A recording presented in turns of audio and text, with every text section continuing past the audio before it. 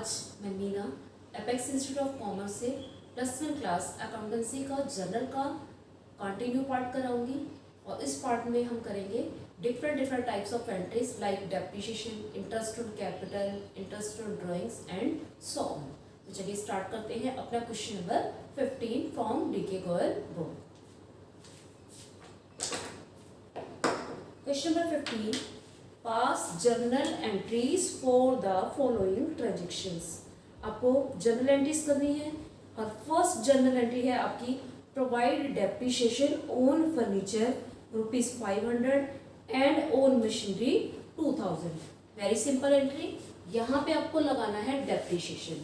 अब आपके लिए term I, what is depreciation. अब डेप्रिसिएशन होता क्या है? डेप्रिसिएशन आपको पीछे जर्नल एंट्रीज तो मेरे को नहीं बताया अभी तक आपको डेप्रिसिएशन क्या होता है, लेकिन आपको इकोनॉमिक्स में बताया था डेप्रिसिएशन क्या होता है। Fall in value of fix asset. Fall means क्या होता है? कमी। मतलब जब फिक्स एसेट्स की वैल्यू कम हो जाती है उसको हम बोलते हैं डेप्रिसिएशन। ठीक है, तो डेप्रिसिएशन होता किस वजह से है? Wear and tear, wear and tear. ठीक है, मतलब यूज करने के साथ साथ फिक्स एसेट्स की वैल्यू कम हो जाती है तो उसको बोलते हैं हम वियर एंड टियर। ठीक इसी तरह से होता है ऑब्सिलेंस। ऑब्सिलेंस का मतलब होता है जब कोई न्यू टेक्नोलॉजी आने से पुरानी टेक्नोलॉजी को मतलब यूज में ना, उसकी वैल्यू कम हो जाए, डिमांड कम हो जाए, तो उसको हम बोलते हैं ऑब्सिलेंस। जैसे न्यू कंप्यूटर आ जाए, न्यू कंप्यूटर मीन्स आपके क्या आ गए? न्यू कंप्यूटर कौन से आए? एलईडी आए। एलईडी के मतलब क्या आ गए? लैपटॉप आ गए। अब क्या आ चुके हैं? टैब आ चुके हैं। तो ये किसका है? तो पहले वाले कंप्यूटर्स की डिमांड कम है तो वो क्या होता है? ऑब्सिलेंस। तो एकदम से वैल्यू क्या हो जाना? कम हो जाना, तो वो भी क्या होता है? डेप्रिसिएशन। थर्ड आता है passage of time. Passage of time के कारण भी डेप्रिसिएशन हो जाता है, एसेट्स की वैल्यू में मतलब कमी आ जाती है। जैसे कि आप कोई चीज खरीद के लाते हैं तो उसको जैसे धीरे धीरे यूज करते रहेंगे, कुछ सालों बाद, 1 ईयर बाद, 2 ईयर बाद उसकी वैल्यू धीरे धीरे क्या होती जाएगी? कम होती जाएगी। तो इसको बोलते हैं हम डेप्रिसिएशन। और डेप्रिसिएशन क्या होता है? Fall in value of fix asset. अब डेप्रिसिएशन क्या है बिजनेस के लिए? अब आपको पता है एक चीज की वैल्यू पहले 1 लाख थी, किसी भी फिक्स एसेट की वैल्यू पहले 1 लाख थी, डेप्रिसिएशन लग गया तो नेक्स्ट ईयर उसकी वैल्यू कितनी रह जाएगी? 90,000 या फिर 95,000। तो 5,000 का जो डिफरेंस आया वो आपका है तो डेप्रिसिएशन है, आपका डेप्रिसिएशन। लेकिन इसके लिए आपने कोई पेमेंट नहीं की है। Depreciation no payment, no payment in cash. ठीक है, इसलिए ये आपका एक्सपेंस नहीं है, इसलिए ये एक्सपेंस नहीं है, ये क्या है? लॉस है। ठीक है, लॉस है। और लॉस किसके अंदर आता है? Nominal account. ठीक है, नॉमिनल अकाउंट क्या बोलता है? Debit all the expenses and losses. Right, यही था नॉमिनल अकाउंट कि debit all the expenses and losses. तो लॉस हमारा क्या हुआ? डेबिट हो जाएगा। मीन्स डेप्रिसिएशन हमारा क्या हो जाएगा? डेबिट हो जाएगा। अब डेप्रिसिएशन किसके ऊपर लगाया? अब जो मशीनरी पहले 1 ईयर की थी, बाद में की कितने की होगी? 90,000 की होगी। तो 5,000 जो वैल्यू कम हुई है वो उस एसेट की भी हुई है। तो एसेट की वैल्यू कम हुई है तो इट मीन्स उतने अमाउंट की एसेट बिजनेस से क्या हो रही है? आउट हो रही है। तो दूसरा अकाउंट कौन सा हो जाएगा इसके अंदर? दूसरा अकाउंट हो जाएगा वो मशीन या वो फिक्स्ड एसेट। ठीक है, तो फिक्स एसेट क्या हो जाएगी? आपकी क्रेडिट हो जाएगी। चलिए इस एंट्री को करते हैं। एंट्री नंबर 1, डेट गिवन नहीं है क्वेश्चन में तो आप इस सीक्वेंस में लिखेंगे सीरियल नंबर के अकॉर्डिंग। डेप्रिसिएशन लॉस हो गया, डेप्रिसिएशन अकाउंट डेबिट टू, पहले आपका मशीनरी के ऊपर है और दूसरा आपका है फर्नीचर के ऊपर। ठीक है, मशीनरी और फर्नीचर दोनों की वैल्यू कम हुई है तो वो दोनों क्या हो जाएंगे? क्रेडिट हो जाएंगे। अमाउंट है आपका 5,000 फर्नीचर के ऊपर और 2,000 मशीनरी के ऊपर। 2000 एंड 5000, टोटल हो जाएगा आपका 7000। चलो नेक्स्ट एंट्री है received cash ₹1000 for bad debts return of last year. Cash receive हुआ है, क्या रिसीव है, कैश रिसीव हुआ है, और किससे रिसीव हुआ है, from bad debts. Bad debts का पैसा रिसीव हुआ है। अब पहले बात आती है बैड डेट्स के बारे में। बैड डेट्स क्या होते हैं, बैड डेट्स आपको मैंने बताया था कि मान लो एक पर्सन है, हमने ले लिया वाई से हमने पैसे लेने हैं 50,000 लेने हैं, लेकिन हमें कितने रिसीव हुए हैं, रिसीव होते हैं सिर्फ 40,000। वाई से हमने 50,000 लेने थे, लेकिन रिसीव होते हैं 40,000, और ऐसा लिखा होता है रिसीव। और हमें जो है ये भी लिखा होता है साथ में, वाई से 50,000 लेने थे, बट वो क्या होगा, इंसॉल्वेंट होगा। क्या होगा, इंसॉल्वेंट होगा या बैंकक्रप्ट होगा। इंसॉल्वेंट मीन्स दिवालिया निकल जाना। मीन्स इंसॉल्वेंट और बैंकक्रप्ट होता क्या है कि जब एसेट्स क्या हो, लेस हो किससे, लायबिलिटीज से। सपोज आप जैसे बैंक से लोन लेता है कोई कस्टमर, मतलब किसी डेटर ने लोन लिया, लोन लेने के बाद वो उसकी पेमेंट नहीं करता, तो बैंक वाले क्या करते हैं, एसेट को सेल करते हैं और उससे अपना लोन रिकवर कर लेते हैं। तो अब जब उन्होंने उसकी एसेट्स को सेल किया तो उनको सिर्फ कितने मिले, 50,000 उन्होंने लेने थे, लेकिन मिले कितने उसकी एसेट से, सिर्फ 40,000 मिले। तो 10,000 क्या हो जाएंगे, बैड डेट्स हो जाएंगे। तो बैड डेट्स कौन सा होता है, amount which is not recoverable from debtors. ठीक है, या आप कह सकते हैं amount which is irrecoverable. Irrecoverable का मतलब भी क्या होता है, नॉट रिकवरेबल फ्रॉम डेटर्स, यानी कि जो पैसा डेटर से मिला नहीं है उसको हम क्या बोलते हैं, बैड डेट्स। तो ठीक बैड डेट्स की भी हम पेमेंट, अब बैड डेट्स के लिए हमने पेमेंट नहीं की, नो पेमेंट, तो इसलिए ये भी एक्सपेंस नहीं है, इसलिए बैड डेट्स में हमारा क्या हुआ, लॉस हुआ। लॉस को हमने क्या किया था, डेबिट किया था। ठीक है, लेकिन अब बात आ रही है cash received from bad debts return of last year. ये जो बैड डेट्स है ये कब थे, लास्ट ईयर थे। कब थे, लास्ट ईयर। अब लास्ट ईयर थे, इस साल तो नहीं है ना। अगर कोई पैसा जिसको हम पहले लॉस मान चले और वो मिल जाए तो वो हमारी क्या मानी जाती है, इनकम मानी जाती है। तो बैड डेट्स रिकवर, हमने यहाँ वर्ड ध्यान रखना है, bad debts recover. Bad debts recover क्या हो गई हमारे पास, income.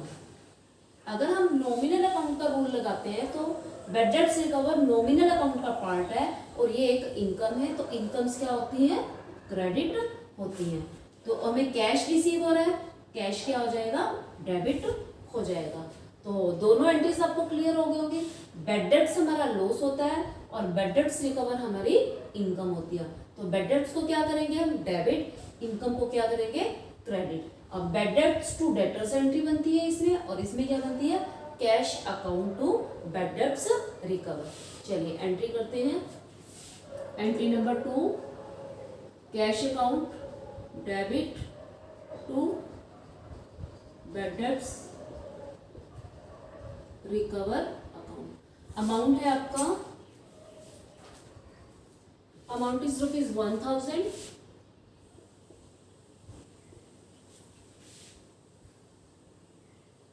Entry number 3, Ajay Singh was declared bankrupt. Bankrupt means दिवालिया निकल गया, जैसा कि हमने इस पॉइंट में किया था, इंसॉल्वेंट और बैंकक्रप्ट। बैंकक्रप्ट क्या होता है, जब किसी की एसेट्स कम हो और लायबिलिटीज क्या हो, ज्यादा हो। ठीक है, ही ओड ₹2500 टू अस। उसने हमें कितने देने थे, 2500 देने थे। नथिंग कुड बी रिकवर्ड अब यहाँ उसने लिखा है कुछ भी नहीं मिला, कुछ भी नहीं मिला, तो अगर कुछ मिल जाता तो वो कैश में आ जाता, लेकिन कुछ मिला ही नहीं है तो सारे हमारे क्या हो जाएंगे, बैड डेब्ट्स हो जाएंगे। ठीक है,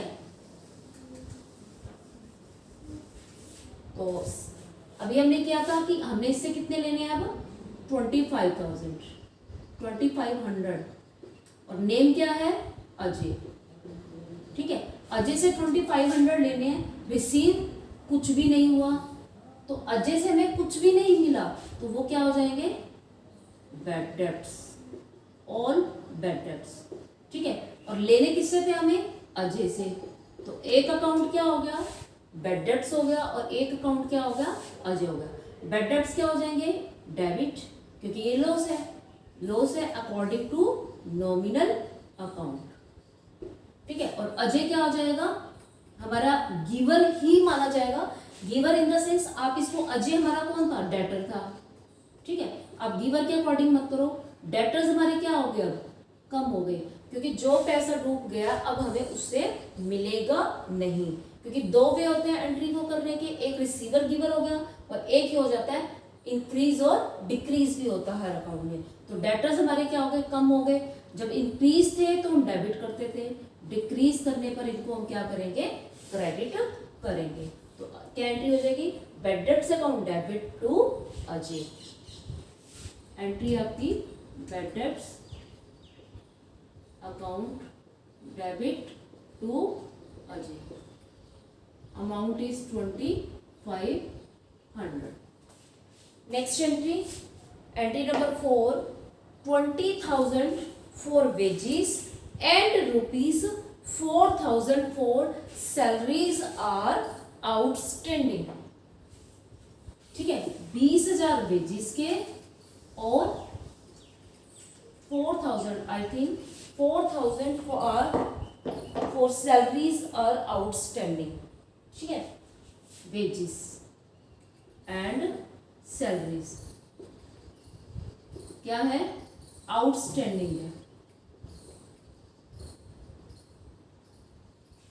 ठीक है, अब वर्ड है आपका आउटस्टैंडिंग, आउटस्टैंडिंग मीन्स पे नहीं किए। ठीक है, आपको पता है आउटस्टैंडिंग का मतलब होता है पे नहीं की, मीन्स यहां पे हम लिख लेते हैं, मंथ लिख लिया हमने मार्च। ठीक है, मार्च में आपके ऑफिस में 2-3 एम्प्लॉइज थे जिनको आपने उनसे काम ले लिया, लेकिन सैलरी आपने जून तक भी पे नहीं की। काम ले लिया, इस मंथ की सैलरी आपने लेकिन यहां तक भी पे नहीं की, पे तो करनी पड़ेगी, पे तो करनी पड़ेगी। इसलिए ये जो मार्च में थे, क्योंकि हमने काम ले लिया, एक्सपेंस तो हम कर चुके, मीन्स सर्विसेज ले चुके हैं, बेनिफिट ले चुके हैं, पेमेंट नहीं की, करनी पड़ेगी, तो ये क्या हुई आपकी लायबिलिटी हुई। क्या हुई, लायबिलिटी। ठीक है, और लायबिलिटी आपने देनी किसको है, एम्प्लॉइज को देनी है, तो एम्प्लॉइज को देनी है, और उन सारे एम्प्लॉइज का हमने क्या बना दिया अकाउंट, आउटस्टैंडिंग वेजेस, एम्प्लॉइज को देने, तो ये क्या हुए, पर्सनल अकाउंट हुए सारे। ठीक है, हमने पीछे पॉइंट किया था तो उसमें मैंने बताया था आपको, जब भी किसी एक्सपेंस के आगे एक वो लग जाए, प्रीफिक्स लग जाए, प्रीफिक्स होता है आगे कोई वर्ड लग जाए, तो उसको हम क्या बोल देते हैं, पर्सनल अकाउंट। तो पर्सनल अकाउंट, अब एक्सपेंसेस तो थे ही थे, एक्सपेंसेस को हम क्या करते हैं, डेबिट करते हैं। अब एक्सपेंसेस के लिए लेंगे कौन, ये पर्सन लेंगे, ये कौन है सारे, वो क्रेडिटर्स हैं, पर्सनल अकाउंट है मीन्स क्रेडिटर्स हैं। ठीक है, तो उन सबको लेने हैं, तो वो क्या हो जाएंगे, इंक्रीज हो गए, तो अब इनको हम क्या करेंगे, क्रेडिट हो जाएंगे। ठीक है, क्योंकि इन सब ने हमसे लेने हैं, तो गिवर हो गए, कौन हो गए, मतलब रिसीवर हैं वैसे ये, लेकिन क्रेडिटर्स ने लेने हैं, लायबिलिटीज क्या होगी, इंक्रीज होगी। जब लायबिलिटीज इंक्रीज होती हैं तो क्या करते हैं, इनको हम क्रेडिट करते हैं। ठीक है, आउटस्टैंडिंग अकाउंटिंग क्वेश्चन में भी क्या करते हैं हमने, लायबिलिटी है और लायबिलिटी क्या हो रही है, इंक्रीज हो रही है, तो उसको हम क्या करेंगे, क्रेडिट करेंगे। राइट, एंट्री को करेंगे wages account debit to outstanding, salaries भी है तो वो भी साथ में लिख सकते हैं हम, salaries account debit to outstanding wages. तो अमाउंट था हमारा 20,000, 4,000 and 24,000। Entry number 5, purchased furniture for ₹6,000 for proprietor and paid the amount by cheque. Furniture purchase किया है बट बिजनेस के लिए यूज नहीं किया, किसके लिए यूज किया? प्रोप्राइटर के लिए। तो प्रोप्राइटर के लिए यूज किया है मीन्स ड्राइंग्स हो गई, और पेमेंट आप कैश में ना करके किस में कर रहे हैं? चेक में। सिंपल एंट्री है तो क्या लिखोगे? Furniture account debit to bank. Amount था 4,000, 6,000, amount is 6,000। Entry number 6, provide 9% interest on capital amounting to ₹2 lakh, charge interest on drawing 1,000। दोनों एंट्री साथ साथ करेंगे, ठीक है। तो आइए एंट्री पे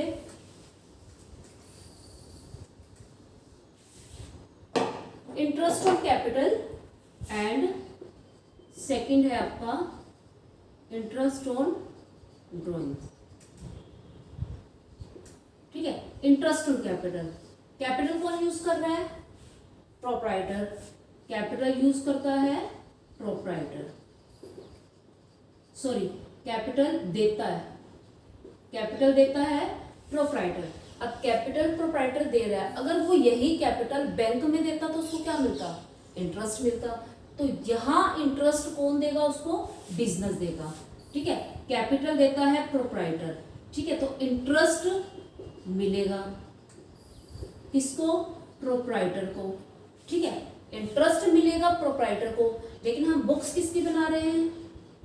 बुक्स बना रहे हैं बिजनेस की, ठीक है। तो इंटरेस्ट इसको मिलेगा प्रोप्राइटर को, देगा कौन? देगा कौन? बिजनेस, ठीक है। अगर बिजनेस दे रहा है तो बिजनेस के इंटरेस्ट क्या हुआ? एक्सपेंस हुआ। तो इंटरेस्ट ऑन कैपिटल क्या हुआ? एक्सपेंस हुआ। एक्सपेंस क्या है? नॉमिनल अकाउंट, और नॉमिनल अकाउंट में हम एक्सपेंसेस को क्या करते हैं? डेबिट करते हैं, राइट। अब इंटरेस्ट जो है हम किसको पे कर रहे हैं? किसको पे कर रहे हैं? प्रोप्राइटर को दे रहे हैं, और प्रोप्राइटर को कैश में नहीं देते, क्या करते हैं? उसके कैपिटल अकाउंट में क्या कर देते हैं? ऐड कर देते हैं। तो कैपिटल अकाउंट, अब देखो दोनों पॉइंट देखने आपने, आपको क्या देखना है कि एक अकाउंट इंक्रीज और डिक्रीज कब होता है? आपको पता है कैपिटल का क्रेडिट बैलेंस होता है, अगर हम उसको और देंगे मींस इंक्रीज हो रहा है, तो इंक्रीज होने पे क्या करेंगे? कैपिटल क्या हो रही है? इंक्रीज, इसलिए उसको क्या करेंगे? क्रेडिट करेंगे। तो एंट्री क्या हुई आपकी? Interest on capital account debit to capital account. अब देखो ठीक इसी तरह से इंटरेस्ट ऑन ड्राइंग्स, ड्राइंग्स जैसे कैपिटल बिजनेसमैन वो प्रोप्राइटर दे रहा था, अब ड्राइंग्स का पैसा यूज कौन कर रहा है? प्रोप्राइटर, ठीक है। तो प्रोप्राइटर क्या देगा? इंटरेस्ट देगा प्रोप्राइटर, ठीक है। बिजनेस को मिलेगा, मिलता है किसको? बिजनेस को, ठीक है। तो बिजनेस के लिए इंटरेस्ट क्या हुआ? इनकम हुई, और इनकम नॉमिनल अकाउंट के अंडर क्या होगा? क्रेडिट होगा, राइट। अब इंटरेस्ट जो है किसको मिल रहा है? बिजनेस को मिल रहा है। जैसे इसको इंटरेस्ट मिलता था कैपिटल अकाउंट में ऐड होता था, तो इंटरेस्ट ऑन ड्राइंग्स भी किस अकाउंट में ऐड होगा? ड्राइंग्स अकाउंट में ऐड होगा। इसकी कोई पेमेंट नहीं होगी, तो ड्राइंग्स जो होगी वो क्या हो जाएंगी? इंक्रीज हो जाएंगी। तो ड्राइंग्स जब इंक्रीज होती है, ड्राइंग्स का कौन सा बैलेंस होता है? डेबिट बैलेंस होता है। तो जब वो इंक्रीज होगी, बैलेंस होता है इसका डेबिट। इंक्रीज होने पर क्या करेंगे? इंक्रीज होगी तो हम इसको क्या कर देंगे? डेबिट ही कर देंगे। तो हमारी ये क्या हो जाएगी? ठीक है।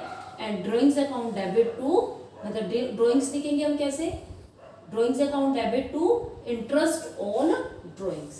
तो दोनों एंट्री लिखते हैं, इंटरेस्ट ऑन कैपिटल एक्सपेंस है और कैपिटल इंक्रीज हो रही है, अमाउंट 2 लाख के ऊपर 9% था, इसमें आपको इंटरेस्ट निकालना है 18,000।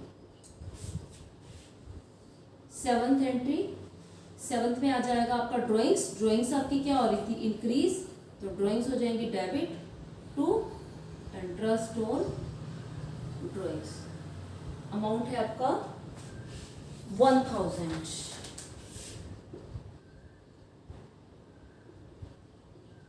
तो ये आपका क्वेश्चन नंबर 15। चलिए नेक्स्ट क्वेश्चन करते हैं, क्वेश्चन नंबर 16। छोटा सा क्वेश्चन है,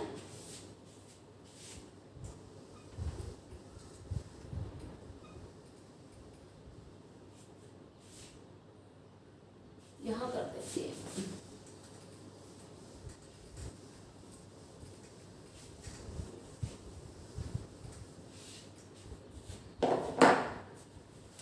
question number 16, purchase goods for cash ₹10 lakh and spend for their carriage. और सेकेंड एंट्री आपकी है, purchase machinery for cash ₹50,000 and spend ₹500 for its carriage. दोनों एंट्रीज मैंने साथ साथ की हैं, उसका रीजन है कि दोनों एक दूसरे से कंपेयर हो जाएंगी। देखो एक एंट्री में आप कर रहे हो परचेज गुड्स और एक में आप कर रहे हो परचेज मशीनरी, ठीक है। तो आपको क्या ध्यान रखना है कि जब आप गुड्स परचेज करते हो उसके ऊपर जो भी कैरेज हम पे करते हैं, कैरेज का मतलब होता है जब हम माल को लोड करते हैं उसके लिए जो हमें पेमेंट करनी पड़ती है वो किस में आ जाता है, कैरेज में। तो गुड्स के अंदर जो कैरेज होते हैं वो सेपरेट शो होते हैं, सेपरेट शो करते हैं, ठीक है।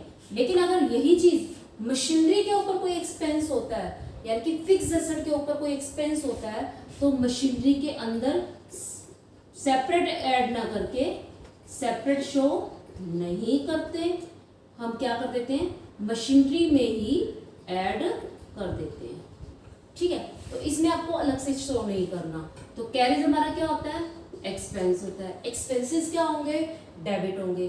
तो हमारी एंट्री क्या हो जाएगी, purchases account debit, expenses account debit to cash. और इसमें क्या रहेगी, एंट्री वही रहेगी और अमाउंट क्या हो जाएगा, इंक्रीज हो जाएगा। जैसे एग्जांपल लेते हैं, 10,000 हो गया और ये आपके हो गया 500, तो आपके परचेजेस और ये अलग अलग दिखाए जाएंगे। अगर सेम अमाउंट इसमें होता तो हम एंट्री किससे करते, मशीनरी में कितना डाल देते हम, 10,500, और इसमें क्या आएगा, purchases debit, carriage debit to cash, ठीक है। तो दोनों एंट्रीज को करते हैं, ठीक है। फर्स्ट एंट्री में हम अमाउंट चेक करते हैं। फर्स्ट एंट्री में गुड्स परचेज किए 10,000 के और 2,200 किए हैं कैरेज के, तो एंट्री हो जाएगी Jan 6/5, ठीक है। Purchase account debit, carriage and to cash, 10,200, amount आ जाएगा 10,200, डेट इज Jan 10। सेकेंड है मशीनरी परचेज की थी और मशीनरी में 50,000 परचेज किए और 500 उसके कैरेज पे लगाए हैं, तो आ जाएगा machinery to cash 50,500। Next entry, entry number 3, paid ₹20,000 for cement, ₹10,000 for timber and 5,000 as wages for the construction of building. क्या क्या किया हुआ है, बिल्डिंग बनाई है, बिल्डिंग के लिए टिम्बर परचेज किया है, सीमेंट परचेज किया है और वेजेस पे किए हैं। तो इसके अंदर आप चेक करो कि जितने भी एक्सपेंस किए वो बिल्डिंग के लिए किए हैं। तो जब ये एक्सपेंसेस करके बिल्डिंग बना रहे हैं तो हमारी क्या इंक्रीज होगा, हम टिम्बर नहीं लिखेंगे ना ही सीमेंट लिखेंगे, हम क्या लिखेंगे, बिल्डिंग लिखेंगे, क्योंकि बिल्डिंग को बनाने में ये खर्च हुआ है, ठीक है, अगर ठीक है आप फर्नीचर को बनाने के लिए सारा मटेरियल खरीदते तो वो किसके अंदर ऐड हो जाता, फर्नीचर के लिए। ठीक है, तो अब एंट्री करेंगे इसकी, बिल्डिंग अकाउंट डेबिट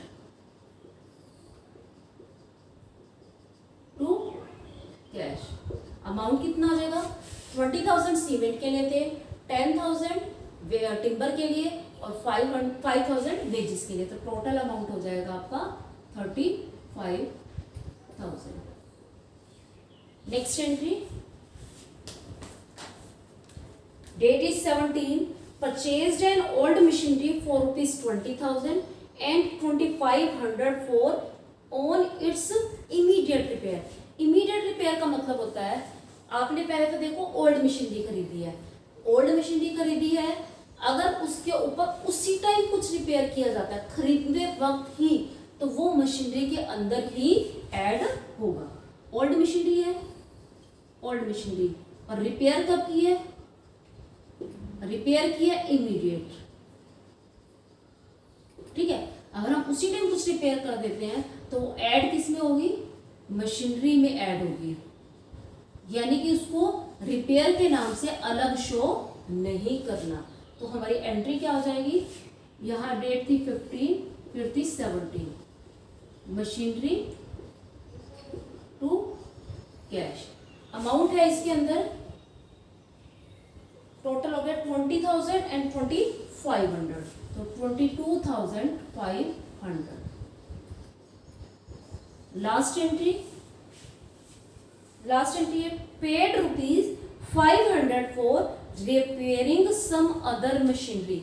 अब यहाँ पे 500 रुपए, 500 रुपीज किसके लिए पे किए, दूसरी मशीनरी के रिपेयर पे खर्च किया।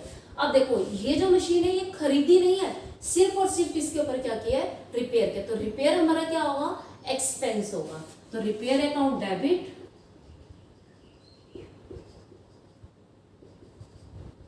क्योंकि रिपेयर एक्सपेंस है तो क्या होगा, कैश अकाउंट डेबिट हो जाएगा, और अमाउंट कितना है 500।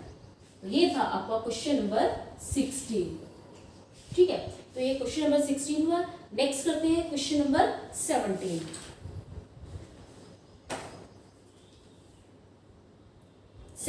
हम बाद में करेंगे, पहले हम क्वेश्चन नंबर करते हैं 18, क्योंकि 17 में ऑलमोस्ट पॉइंट सारे पॉइंट आ चुके हैं।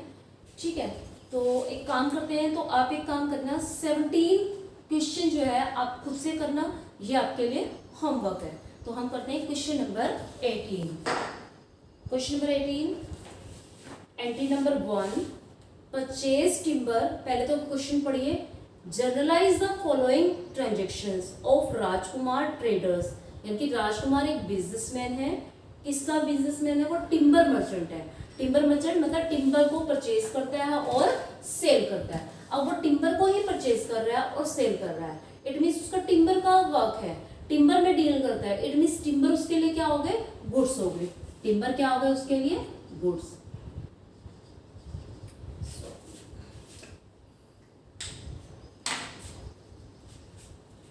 टिम्बर हो गए उसके लिए गुड्स। ठीक है, तो टिम्बर उसके लिए गुड्स है, इट मीन्स जब वो टिम्बर परचेज करेगा तो वर्ड क्या यूज करेगा, परचेजेस और सेल्स। ठीक है, तो क्वेश्चन नंबर 18 में entry number 1, purchase timber from Kuldeep Kumar for cash 2,000 and credit ₹10,000। तो उसने परचेज किया टिम्बर, टिम्बर क्या हुआ उसके लिए, गुड्स हुए, वो परचेज कर रहा है, मीन्स हम वर्ड यूज करेंगे परचेजेस। तो परचेजेस अकाउंट डेबिट। ठीक है, आपने उसने कहा है कि कैश भी खरीदी है और कुछ उधार पे भी, उधार खरीदी है तो किससे, कुलदीप कुमार से। ठीक है, तो आप अमाउंट चेक करेंगे कितना परचेज किया है, टोटल उसने 2,000 कैश में और उधार पे खरीदी है 10,000, तो 2,000 कैश एंड 10,010 कुलदीप ने। आपको जैसे कि पहले बताया था कि क्रेडिट के अमाउंट, क्योंकि एक एंट्री में अगर एक दो क्रेडिट अकाउंट हो रहे हैं तो क्रेडिट का पहले फिल कर लो, डेबिट का बाद में, 12,000। नेक्स्ट एंट्री, डेट इसमें भी नहीं है तो आप सीरियल नंबर राइट करेंगे, paid to Kuldeep Kumar in full settlement of his account ₹9,950। अब कुलदीप को पे कर रहे हैं, पे किए कितने 9950। वर्ड आया इन फुल सेटलमेंट। इन फुल सेटलमेंट करना है तो इट मीन्स हम उसका अकाउंट चेक करेंगे कि हमने उसको देने कितने थे। चेक करो, कुलदीप के सामने गए, देने कितने थे 10,000, ठीक है 10,000 ये थे कुलदीप को देने थे। दिए कितने हमने 9950। 50 क्या हो गया कैश डिस्काउंट, ठीक है 50 क्या हो गया कैश डिस्काउंट। तो अब कैसे करेंगे, पे कर रहे हो क्या करेंगे क्रेडिट करेंगे।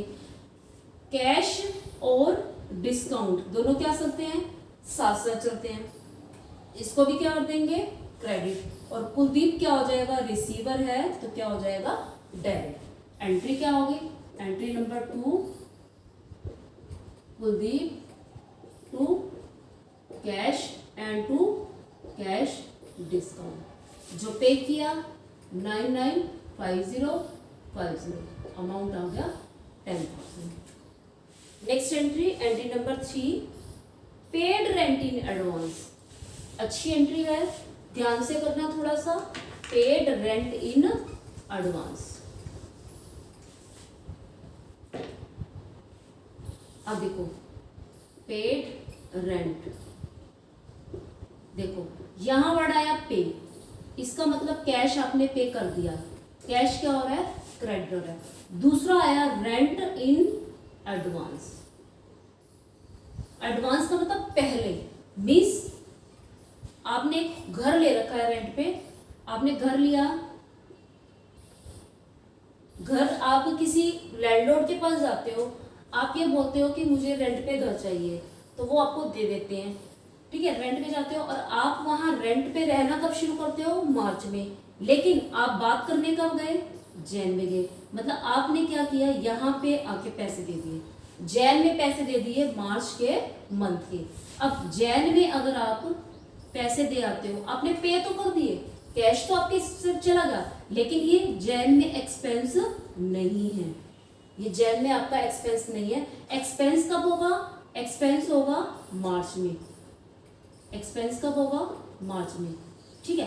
तो आपका ये एक्सपेंस नहीं है, डेबिट तो होगा ही नहीं, ठीक है। अगर आप ये घर किराए पे नहीं लेते हो, इट मीन्स अगर कोई आपका नोन है तो वो आपको पैसे वापस भी मिल जाएंगे। तो आपको पैसे वापस मिलने हैं, पैसे आपको वापस मिलने हैं तो वो क्या होंगे एसेट होंगी, ये क्या हो जाएंगी आपकी एसेट, क्योंकि जो पैसा आपको मिलना है वो आपकी एसेट है। और एसेट को हम क्या करेंगे इंक्रीज हो रही है, एसेट क्या हो रही है इंक्रीज। इनका बैलेंस कौन सा होता है डेबिट, तो क्या कर देंगे डेबिट कर देंगे। तो एंट्री को राइट करते हैं। और रेंट इन एडवांस के लिए टर्म क्या यूज होती है prepaid rent, debit to cash. और अमाउंट कितना है हमारे पास, अमाउंट है आपका 10,000।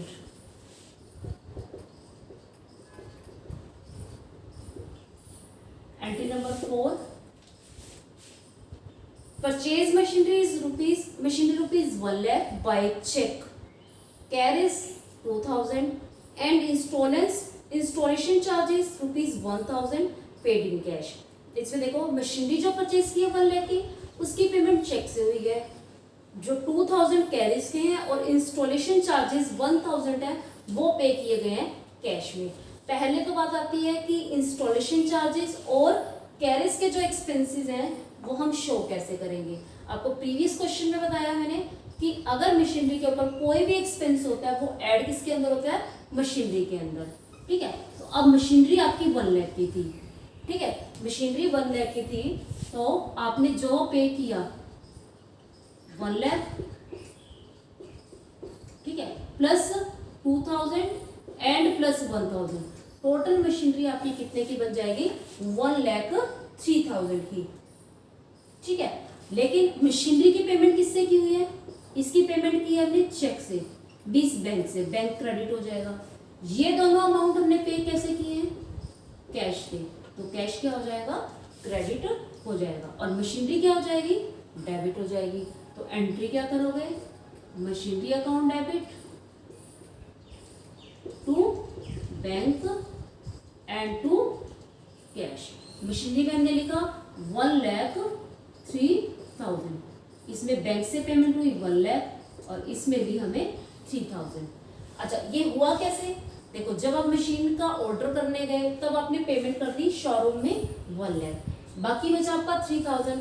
जब आपके घर पे इंस्टॉल करने आया मशीनरी के लिए कोई लेबर, तो आपने उसको कैरेज भी दे दिया और मशीनरी के लगाने के चार्जेस भी दे दिए, तो 3000 वो पे हो गए। तो टोटल कितने हो गए? 1,03,000।